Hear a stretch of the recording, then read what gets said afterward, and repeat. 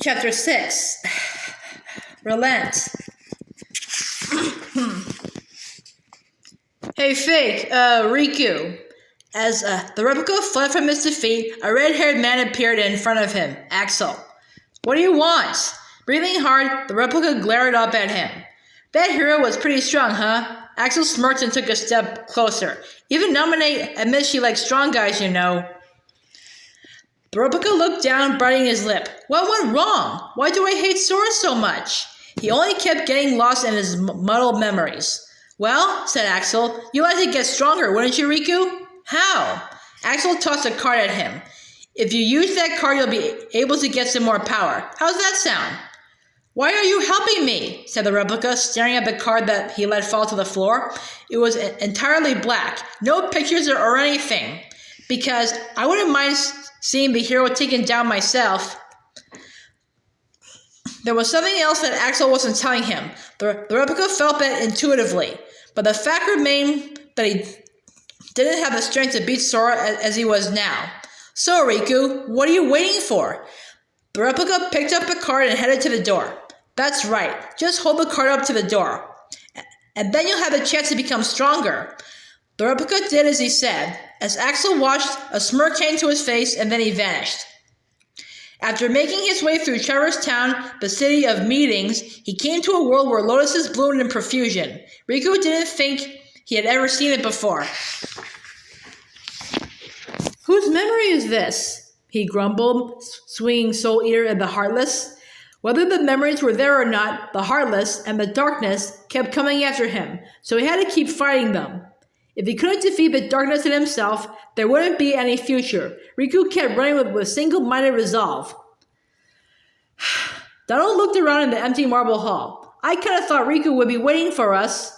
Gosh, it doesn't look like he's here, said Goofy. Maybe he doesn't feel like fighting with you anymore after all.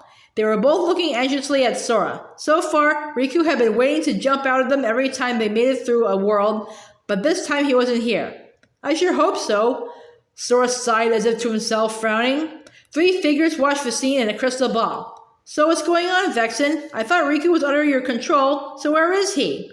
Loxine arched her finely shaped eyebrows and stared expectantly at Vexen. Beside her, Axel smirked. He's hiding somewhere to lure Sora deeper into the castle, right? I suppose we should just leave it at that. He turned to Vexen. Right about now, Riku, or rather the replica, should be wandering through the worlds. All his plans were in order, Axel thought smugly. I'm so sorry. Loxine taunted Vexen. It's just hard to tell whether your research is supposed to be of any use whatsoever. Vexen began to tremble with rage. Silence! Aw, you hate being told the truth, don't you? Simple-minded for a scientist. As if you're one to talk. The internal squabbles between those two were also entirely within the range of predictability. And then, another major player appeared on the scene. Enough! The one who stepped in to interrupt Loxine and Vexen was no other than Marloksha, who was in charge of the castle. Axel glanced at the man and folded his arms. In the periphery of his vision, he could see Naminé staring at the floor and trembling like a cornered animal. Vexen, the fact is that your project was a failure, said Marloksha. You had better not disappoint us again. Color appeared in Vexen's sallow face, making him suddenly appear closer to healthy, and he stalked up to Marloksha as if he might seize him by the throat. Disappoint you? You go too far. In this organization, you are number 11, while I am number 4, and I will not be ordered around by the likes of you. This castle and Naminé have been entrusted to me. Defying me will be seen as treason against the organization. And traitors are eliminated, Loxine added, grinning as if she couldn't wait to see it happen. That's what the rules say. She was right. It was organization law. Treason meant death. I tell you, the project failed, Marloksha repeated, and I must report that failure to our leader. Their leader, a man who had once had another name with other memories. He was the actual Fake, the one who had stolen the identity of Ansem. What? No, wait, don't tell him that! Vexen sounded as if he might fall to his knees and beg. Marloksha made a small, cruel smirk and told him quietly, perhaps we can work something out. How? Vexen looked up. Eliminate Sora yourself. Axel pretended to be surprised at the order Vexen received. Without looking straight at her, he was still focused on Naminé, who cowered in the corner, her thin shoulders trembling. Through the door, he found a world bathed in a beautiful sunset. What is this place? The replica looked around, blinking in the blaze of the lowering sun. What's going to happen here to make me stronger? The atmosphere here was incredibly serene. In this castle, people reclaimed their lost memories. That was what he'd been told anyway, but he couldn't recall ever seeing a place like this before. Against the hopeless depths of darkness that filled up his own heart, this town felt so warm. He began walking unhurried. There didn't seem to be any Heartless here. Suddenly, the air wavered. Huh? A blonde boy on a skateboard zipped past him. The boy didn't seem to notice the replica at all. Hey, wait! The replica chased after the boy on the skateboard, who hurtled down the town's gently sloping streets. He came to a place that looked like an open square. Shops stood here and there, but no people that he could see. The replica caught his breath and walked into the square. What was that all about? The blonde boy was nowhere to be found, as if he only seen a ghost. The replica wandered around the town painted red with a sunset. After a bit, he came to a corner on the edge of town that seemed somehow neglected.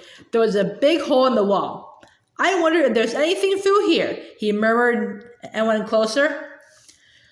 After Riku finally made his way through the lotus forest, he met an enormous Heartless, the Trick Master. He never flinched, but ran straight at it and jumped high and brought Soul Eater down on its arm.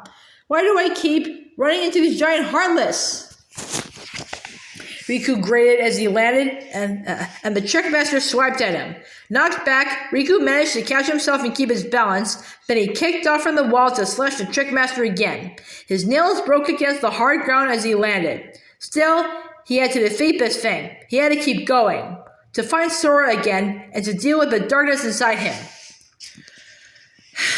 Through the hole, the replica found a shadowy forest. He went slowly, looking around him all the while. A dark, dismal feeling dominated the place. Almost like the inside of my own heart, the replica thought. Why can't I beat Sora? Why do we want to fight him at all? Because Naminé hates him. Naminé never wants to see him again, so I had to stop him from fighting her. It should have been a simple enough reason, and yet, for some reason, his heart felt so heavy. The replica reached in his pocket and clutched the charm from Naminé tightly in his hand. That's why I have to defeat Sora. In the distance through the trees, he could see sunbeams. He ran forward as if trying to leave his worries behind. His path brought him to a great big mansion. Sora? There up ahead, Sora and Vexen were facing each other down. Neither of them appeared to notice the replica's presence. They were shouting about something. Well, what brings you here, Riku? The replica turned at the sudden voice from behind him. Axel was standing there. What's happening here? The replica demanded. You said I'd get stronger if I came here. Huh, is that what I said? Axel smirked. Did you lie to me? I wouldn't do that. Take a look, Riku. The replica looked again at the scene between Sora and Vexen. They were just beginning to fight. With the help from his friends, Sora was certainly able to deal Vexen some damage. He is pretty strong, huh? Axel remarked. The replica said nothing, only watching Sora. He was strong, but none of that matters. Just make Riku go back. Sora was shouting with the keyblade pointed at Vexen. Looks like I better jump in, Axel muttered.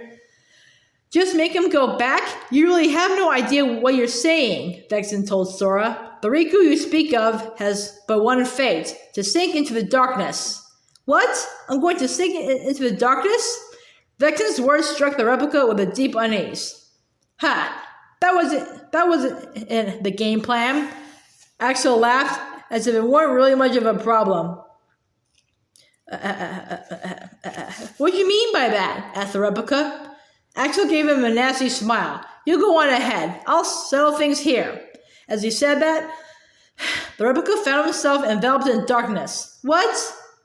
And then, before he could get out another word, he was standing in another hall. What just... He had no idea what was happening. Sink into the darkness? And what's Axel up to? What am I supposed to do? His head was throbbing in pain. I hate Sora! Naminé had said that. Or had she really? His memories were getting more and more uncertain. The one thing I know is I'm going to protect Naminé from Sora, so I have to beat him. I have to save Naminé. He told himself that, and a few minutes later, he sensed the presence of others. It was Sora and his friends. If you go any farther, you'll hurt Naminé, the replica told Sora, who had already passed by without seeing him. The replica said so because with everything in him, he believed that was the truth. Nothing else could be true. You still want to fight? Sora yelled, turning to face him. But Vexen's gone. You're free now. Free from Vexen? Was he controlling me? A frown momentarily crossed the replica's face, but his feelings for Naminé easily drove out any doubts. That's right. I promised her. I'm protecting Naminé from you, the replica slowly told Sora, his sword raised. That's what's in my heart.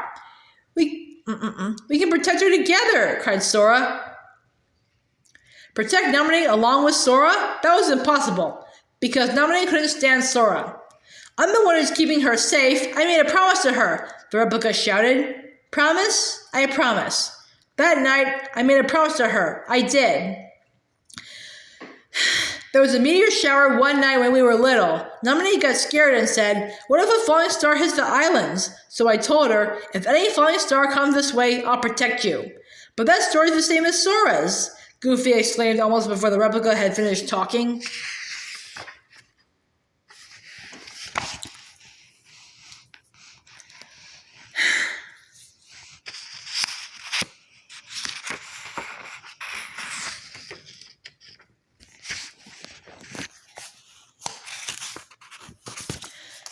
What are you talking about? But that was the promise I made to her that night. I said I'd protect her, Sora insisted, as if their memories could somehow be the same. Stop lying. You weren't the one there that night, the replica snapped. It was just the two of us, that time. Sora wasn't there. You're the one who wasn't there, said Sora, and she gave her good luck charm to me. Her what? This. Sora reached into his shirt and held it up, a charm exactly the same as the one he had. How did you get that? Why do you... Oh, good try, Sora. The replica stepped closer, his sword still raised. Huh? That must be a fake. I've got the real one right here. The replica shouted and took out his own charm. What? Two of them? Fakes should be destroyed. The replica leaped up and lunged for Sora. Whoa! Sora barely managed to block the attack of the Keyblade. It's not a fake. Naminé gave this to me. I'm the one who's real. As if in defiance of Sora's certainty, the replica pushed him back. And yet... My pendant's the real one, cried Sora, swinging. The replica felt the impact from the Keyblade through his sword. It bowled him over. Yeah. He winced, his shoulders heaving with huge breaths as he got to his feet again. Why can't I win? Why are our memories the same? Questions were swirling thick in his head. What darkness am I going to sink into? Riku! Sora cried.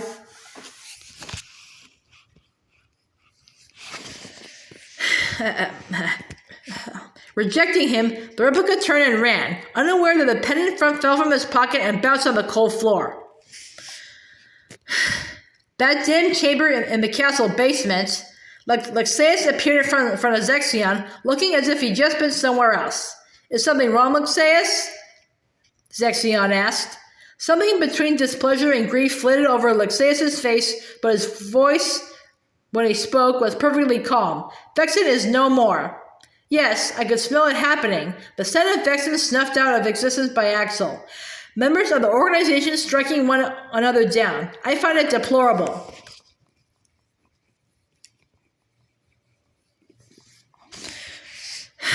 Whether or not Zexion truly felt that way was impossible to tell from his cool expression under the feeble light in the basement. Our problem is Sora. Vexen proved to be no match for him, yet he's still under Naminé's control. Before long, the hero will be no more than a puppet for Marloxia. Lexaeus lowered his gaze. What are we to do then? Said Zexion, relentlessly questioning. Shall we eliminate the Sora before he falls into Marloxia's clutches? Eliminate Sora. Lexius' eyes went wide at those words. There is no need for that. If Marluxia obtains the power of light, then we obtain the power of darkness. Riku, of course.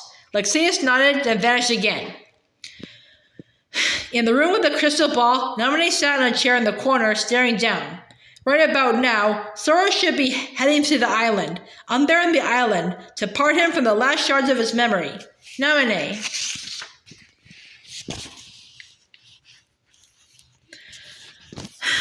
She looked up to see Axel standing there, a member of the organization, but she had the sense there was something different about him, something not quite right. You're all that he's got left, he told her gently. Her gaze dropped. I was the one who merged Sora's memories to make that happen, but there's nothing I can do, not now. If you don't stop this, no one will. At that, she looked up again. She didn't really know what he meant. How many times do I need to say it? You're the only one who can help him. But it's too late. Her voice was scarcely audible. Everything was already in motion. How could she stop it now? You shouldn't give up just yet. Axel moved closer to her, peering into her face. Say, Namine, have you noticed? Marluxia doesn't seem to be around. What are you saying? Axel smirked at her. Just that there's no one here who would want to get in your way. You're saying that you won't stop me? She thought. Slowly she got to her feet. Just make it count, said Axel. Namine gave him a tiny nod and ran out of the room. After watching her leave, Axel laughed softly, and then louder. Ha ha ha, now this should be interesting. So it was worth all that trouble after all. He went to the crystal ball to appear the image of Sora. Now then, Sora, Namine, Riku, Marluxia, Larxene, it's about time you gave me one hell of a show. Grinning to himself, he touched the crystal ball, and the image changed. It showed the replica. And you, fake, Axel murmured, gazing at the image of the replica running across a marble hall. You'll set the final act in motion.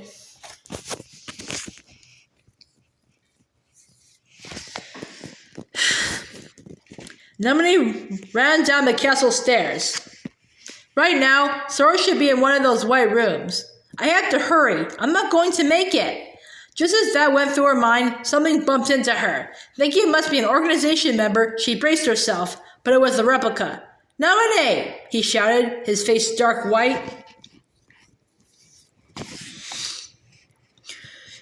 Her shoulders began shaking. Replica, she started, but her voice was so small that I didn't even hear. You said you hated Sora, and you never wanted to see him again, so I thought I'd keep you safe.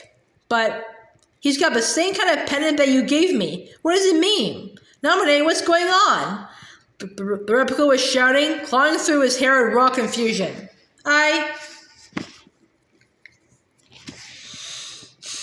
She looked down for a moment, but then gazed straight at him. I'm sorry.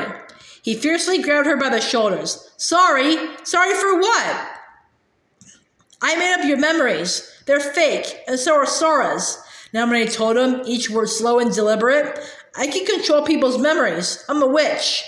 My memories and Sora's memories are fake?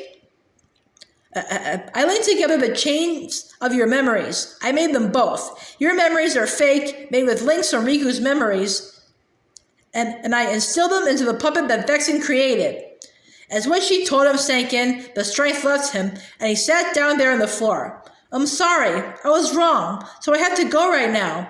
What are you talking about? He screamed, clutching at his head. Namine, tell me. I don't have time now. I'm sorry, Replica. She turned away from him and ran.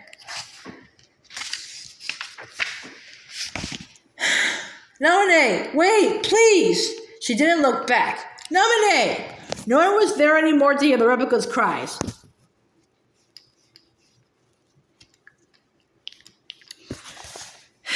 When Riku finally reached the Great Hall, it was filled with an awful stench. Sensing an unsettling presence, he stopped and stood ready with Soul Eater.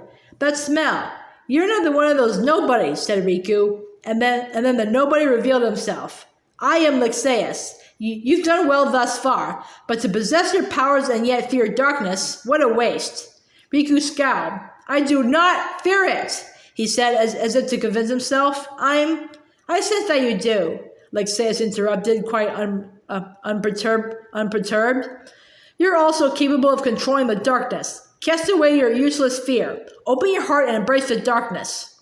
And if I don't? Riku retorted, steadily closing in on Lexaeus.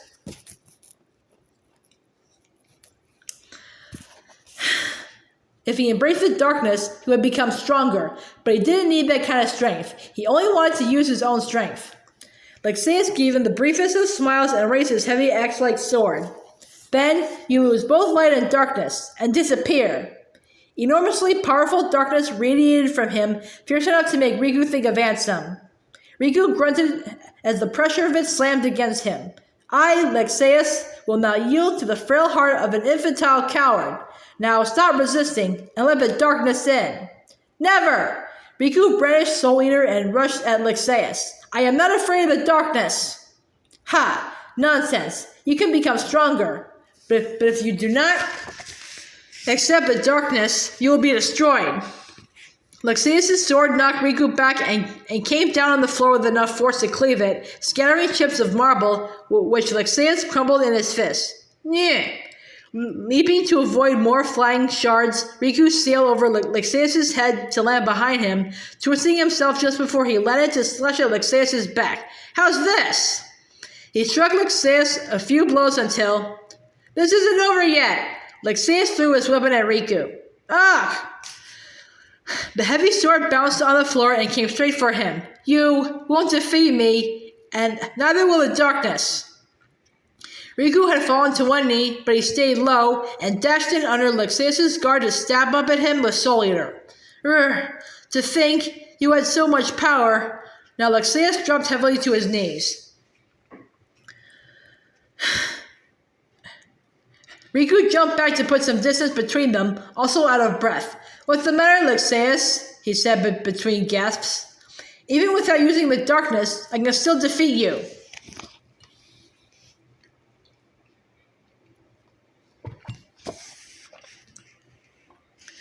Darkness isn't all it's cracked up to be, huh? Riku told him. This fight is mine. Lexaeus gave him a cruel smile.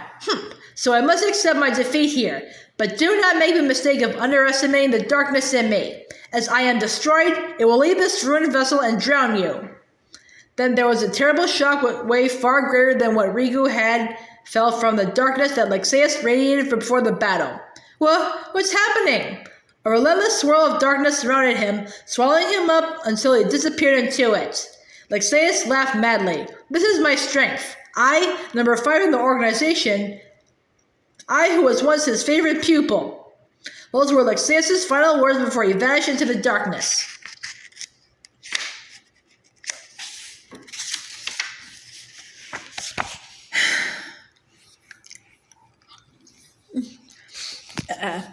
He was in the dark. Nothing but darkness, on and on forever. Riku stood there alone. What happened to me? He murmured, trying to look around. Where am I? A whisper replied to him. I see you now, clearly. Lexaeus? Riku cried. The whispery voice seemed to be mocking him. Riku, I can see your heart. No, it's not Lexaeus, Riku said to himself. Darkness this fell could only be him? That presence, that stench, he knew it. Ansem, he shouted. That name. It might as well be the name for the darkness that was lodged inside him. The voice laughed at him. You called out my name, Riku. You have been thinking about me. It sent a chill down Riku's spine. Those memories he would rather forget. That revolting feeling in the moment when Ansem had taken over his body. You are afraid of the darkness I wield. Good. The more you think of me, the nearer my return draws. And when I have awoken, I will take hold. Riku involuntarily shrank back. It felt like the darkness was closing in, suffocating him. Closing in on his heart. And your heart will be mine to command. As the voice said that, the man himself appeared. Ansem. Riku couldn't move, as a back cold stare turned him to ice on the spot. How could he escape the darkness? How could he escape Ansem? The terrible gaze pierced him through. Then he heard another voice. Riku, fight! Don't let him win! As Riku heard it, a ray of light shone at him. Your Majesty, he cried, and the light grew, turning everything bright. You meddlesome king! Ansem's shout faded into the light. Riku woke up, groaning, to find himself in the hall again. He felt a little unsteady, but nothing hurt. The king, he protected me? He murmured, getting slowly to his feet. Your Majesty, where are you? Please answer me. He looked frantically around the hall, but the king was nowhere to be seen now, or heard either. But you're with me, aren't you? Riku's hand at his chest curled into a fist. Remember, Riku, you're not alone. He thought he could hear the king's voice quietly telling him that, and he started walking again.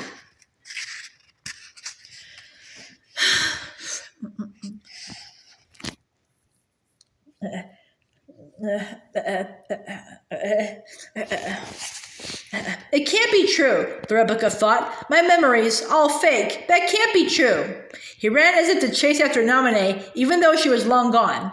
He had to make her take back those words, and he had to keep her safe from Sora.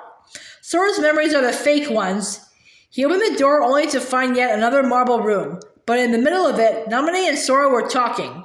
I have to protect her from Sora. That was the only thought in his head.